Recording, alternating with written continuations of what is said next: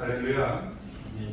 하나님의 놀라우신 은혜와 평안이 여러분의 삶과 하시는 모든 일들 가운데, 여러분의 가정 가운데 늘 함께 하시기를 간절히 축원합니다. 우리가 신앙생활을 하는 동안에 목사님들을 통해서 참 기도에 관한 말씀을 많이 듣습니다. 어떤 목사님도 기도에 관해서 말씀하지 않는 분이 없고, 그것도 한두 번이 아니라 매우 자주 귀에 딱지가 얹을 정도로 기도에는 자주 강조를 합니다. 여러분, 그만큼 강조를 한다는 것은 중요하기 때문에, 기도가 매우 중요합니다. 기도 생활이 매우 중요합니다. 여러분, 신앙은 기도를 떠나서는 생각할 수가 없어요. 기도는 우리가 흔히들 호흡이라고 말을 합니다. 안 하면 죽는 거죠. 또 하나는 기도는 나무가 받아들이는 양분과도 같습니다. 제대로 성장하기 위해서 필요한 양분이 바로 기도입니다.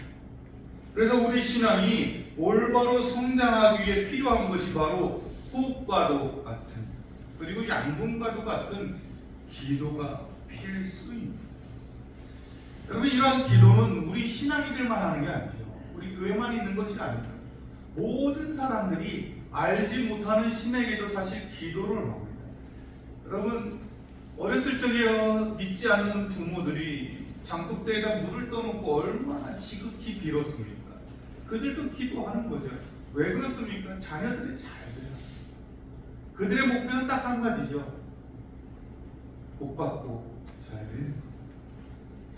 여러분, 그런데 지금의 시대는 마치 호흡이 없어도 사는 사람들 같습니다. 양분 없이도 사는 것 같습니다. 기도가 끊어지고, 기도가 줄어들고, 기도하는 사람들이 점차 사라지는 것 같습니다.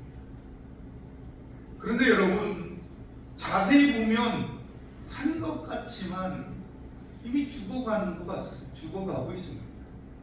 양분이 없으니 양분이 없으니 제대로 자라지 못하고, 호흡을 하지 못하니, 그러면 그 영혼이 이미 죽어 있다는 것입니다. 그래서 정말로 제대로 자라지 못해서 언제든 흔들리고, 언제든 넘어지고, 언제든 쓰러집니다. 넘어지는 거죠. 유혹에 받아서 넘어가고 쓰러지고, 세상 가운데서 여러분, 그리스도인으로서 바르게 살아가는 사람들이 많지 않다는 것. 제가 어릴 적만 하더라도 산기도가 굉장히 많았습니다. 겨울 수련회, 여름 수련회 때는 꼭 거쳐가는 것이 산에 가서 기도하는 거예요. 그래서 산에 가서 기도하면서 흔히 농담 반 진담 반으로 소나무 한 뿌리 뽑으러 가자. 이게 뭐냐면, 산에 들어가서 기도할 때에 나무를 한 그루를 붙잡고 기도를 하는데, 그냥 기도하는 게 아니라 하나님 앞에 간절한 마음으로 내 모든 힘을 다하여 부르짖으며 기도하는 것이 마치 나무 한 뿌리를 뽑을 기세 마냥 하나님 앞에 간절히 기도한다는 거예요. 그리고 기도원은 언제나 항상 발을 했어요.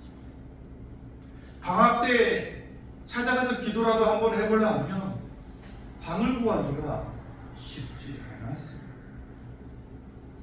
그런데 지금은 그런 것들이 많이 사라지고 없습니다. 물론 지금도 기도원에 많이 오는 사람들이 있기는 하지만 예전 같지 않아요. 기도가 사라지고 있습니다.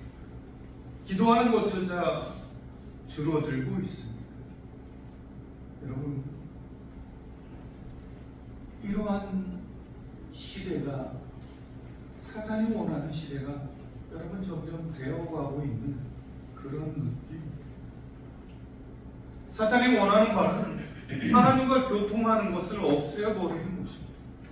우리의 영혼이 호흡하지 못하도록 막는 것입니다. 그래서 바쁘다는 핑계로, 또는 먹고 살기 힘든다는 핑계로, 아니면 다른 것들로 우리가 기도하려는 것들을 사실 막아버리고 있습니다. 왜? 신앙이 자라지 못하도록.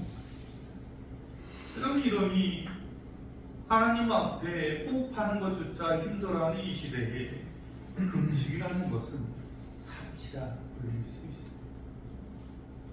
근데 문제는 여러분, 거기서 끝나는 것이 아니라 적반하장의 태도를 하는 거죠. 우리 스스로 우리가 하나님 앞에 상달하도록 기도를 드리지 못하면서도, 호흡과 같은 기도를 하지 않으면서도, 하나님의 능력의 통로인 그런 기도를 하지 않으면서도 우리 삶에 하나님의 능력이 나타나지 않는다고, 우리의 삶이 변화가 없다고, 우리가 세상 사람들보다 훨씬 더 많은 고난을 겪는 것 같다고 이야기를 하는 거죠. 나는 아무리 힘들어서 쉬고 싶어도 주일에 예배를 참석하는데 왜 하나님이 나를 돌아보지 않느냐는 거죠. 왜 어려움을 당해하는 거예요. 오늘 본문을 보면 이스라엘 백성이 그런 말을 하고 있습니다. 2절에서 3절 말씀에 보면 이스라엘 백성이 하나님께 따지듯이 묻는 거예요.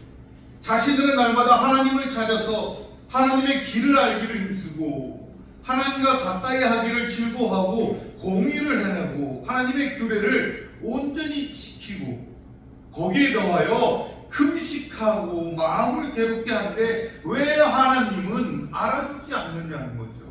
왜 역사가 없느냐는 거죠. 지금 이스라엘이 당하는 그 고통을 왜 하나님은 외면하고 계시냐 물어봅니다.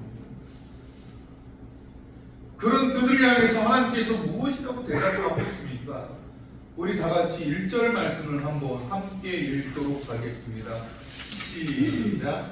크게 외치라. 목소리를 아끼지 말라. 내 목소리를 나팔같이 높여 내 백성에게 그들의 허물을, 야곱의 집에 그들의 죄를 알리라. 여러분, 하나님은 의롭다 하는 이스라엘 백성들에게 허물이 있다고 화를 내는 거예요. 그들에게 죄가 있다는 거예요. 그래서 하나님께서 이사야 선지자를 통해서 나팔과 같이 큰 소리로 이스라엘 백성들을 향해서 너희들이 죄가 있다, 너희들을 의롭지 못하다는 거예요. 여러분, 이들의 죄가 무엇이기에 하나님께서 이렇게 분노하시는 것입니까? 그들이 어떻게 했기에 그들 나름대로는 성전을 날마다 찾고 하나님께 판단을 구하고 하나님과 함께 즐거워하고 하나님 앞에 금식 기도까지 하는데 왜 하나님은 그렇게 화를 내고 계시느냐? 그럼 그들의 죄를 한마디로 이야기하면 형식적이라. 그들이 외면적으로 형식적인 그런 종교적 열심은 있지만 그 형식에 있어서는 흠잡을 데가 없지만 내면적이나 실제적으로 하나님을 경외하지 않았다는 거예요. 그러므로 그들이 아무리 금식하고 자신을 괴롭게 하고 하나님 앞에 기도를 하고 하나님의 뜻을 구한다 할지라도 그것이 하나님 앞에 상달되지 않는다. 여러분, 종교적 형식주의는 신앙인들이 빠지기 쉬운 함정입니다. 얼마나 많은 신앙인들이 겉과 속이 다른 표리부동한 신앙생활을 하는지 모르겠습니다. 이런 형식주의적인 신앙생활은요, 자기 자신을 기만하는 행위일 뿐만 아니라 사람의 마음과 중심을 보시는 하나님을 속이려는 악한 행위입니다. 그래서 예수님께서 바리새인과 서기관들을 향해서 저주를 선포하신 이유가 여기에 있어요.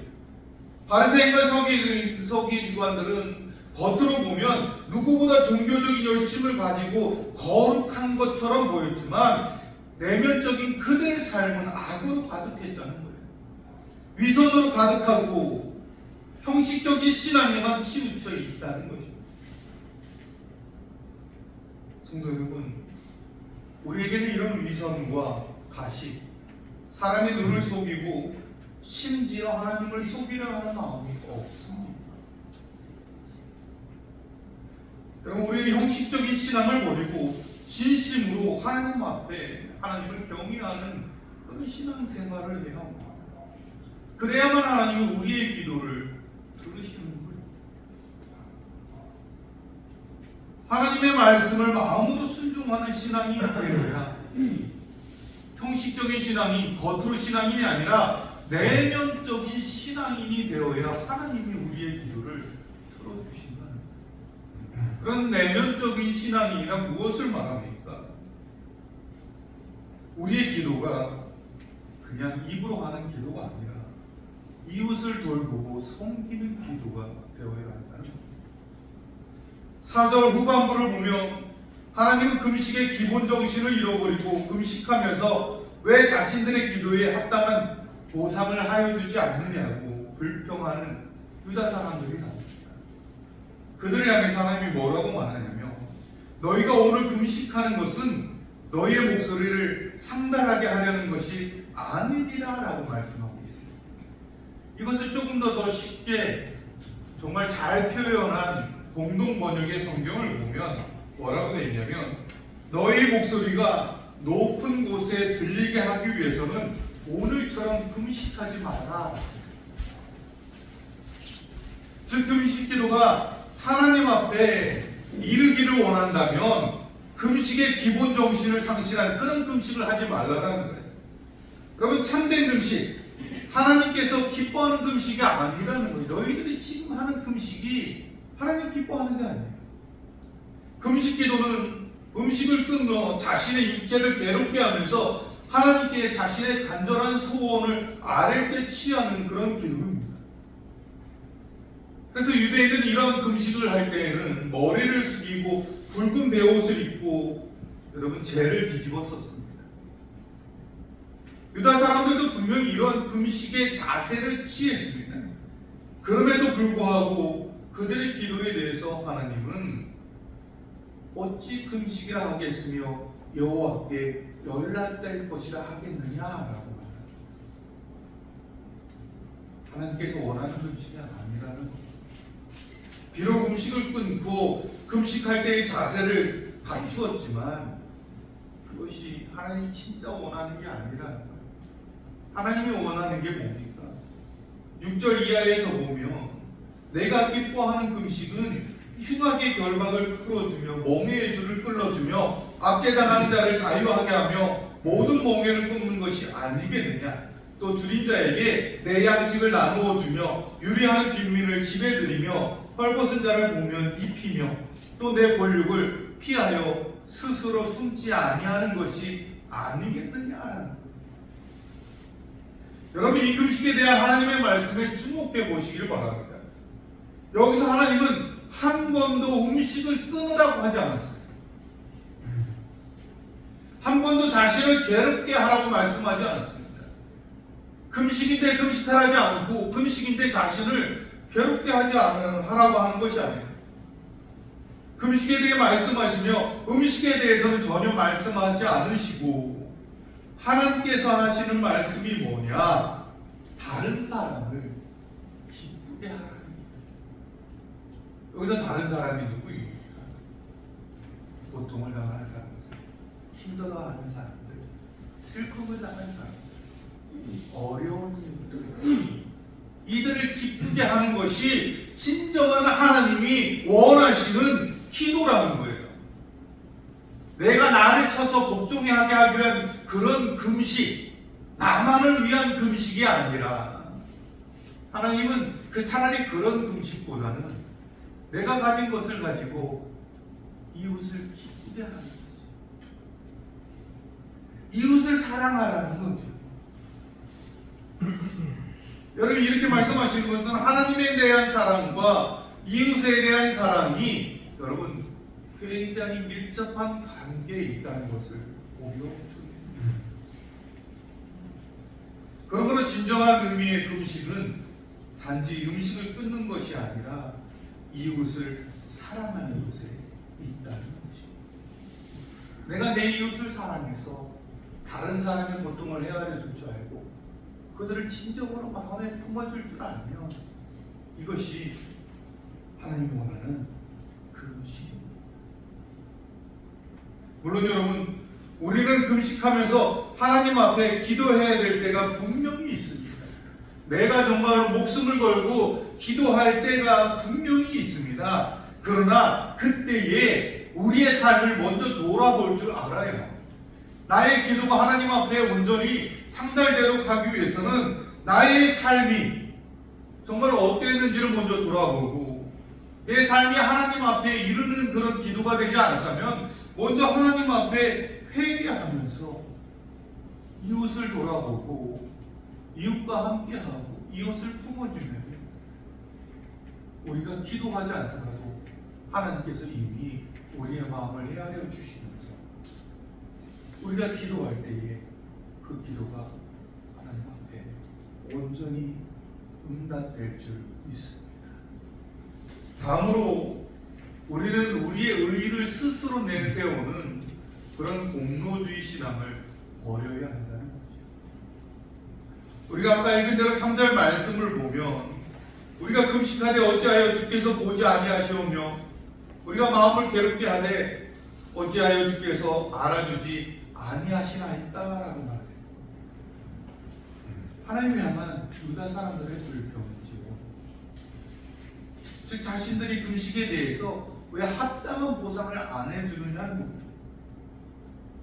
여러분, 우리는 이를 통해서 당시 유다 사람들의 경건의 실체가 무엇인지 알 수가 있습니다.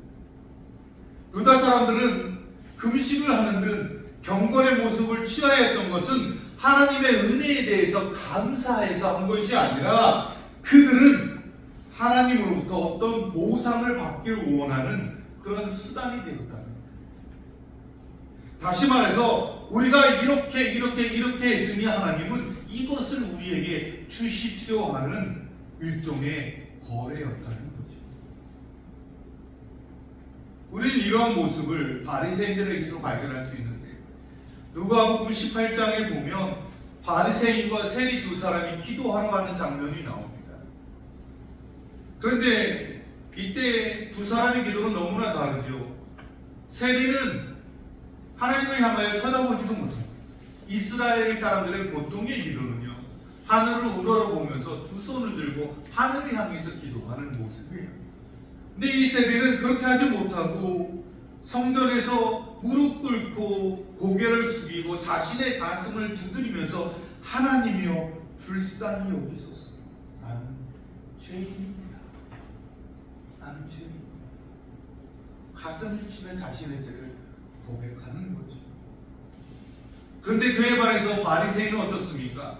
하늘을 향해서 꼿꼿이 고개를 들고 두 손을 올리며 하나님이여 나는 이 세리와 같지 않다는 거죠. 이 세리처럼 죄를 짓지 않고 나는 일해에 2번씩 금식하고 소득의 11조를 드리고 토색 불이 가늠하지 않았습니다. 내가 얼마나 의로운지 하나님 아시지요라는 거죠. 자기의 의, 자기의 공로를 알아달라고 기도하고, 그래서 자기가 이처럼 자신은 정말로 의롭고 공의롭고 특별하니 세리와 다르게 자신에게는 복을 달라는 거지. 신앙을 마치, 기도를 마치 하나님 앞에 거래하듯이 하고 있다. 그러나 여러분, 하나님은 결코 거래의 대상이 아닙니다. 그분 앞에 우리가 한 것, 우리가 갖고 있는 그 모든 것은 하나님께서 우리에게 주신 것이죠. 그 증거가 어디 있습니까? 지금이라도 여러분 죽으면 내가 있는 것이 다 내게 아니에요. 내가 가지고 갈 수 있는 것이 하나도 없어요. 여러분, 지금 죽으면 내가 무엇을 가지겠습니까? 무엇을 갖고 갈 수 있습니까? 아무것도 없어요.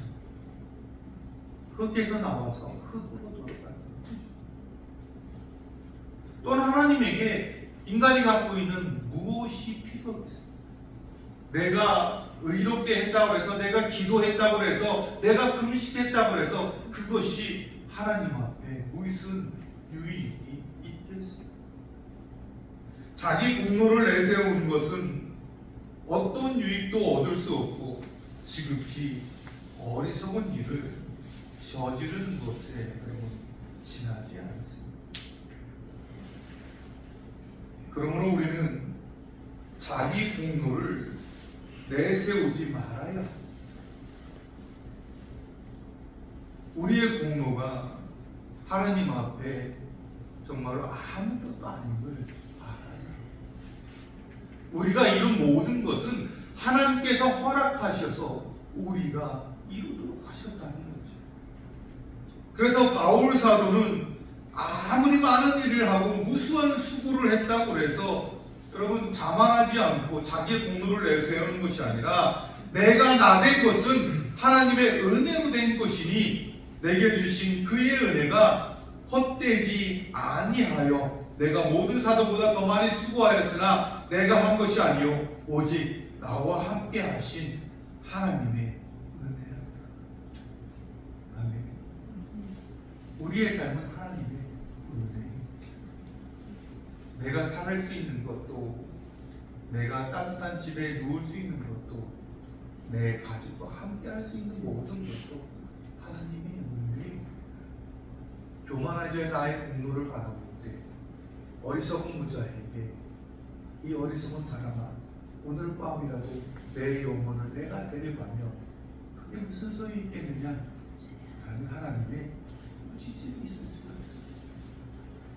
그러므로 나의 공로를 내세우지 않으면 겸손하게 정말로 이웃과 함께하고 사랑을 전하고 서로 사랑하면서 그렇게 우리의 삶을 하나님의 자녀답게 주님을 닮아가는 삶을 살아갈 때 하나님은 우리를 그냥 두시지 아니하십니다.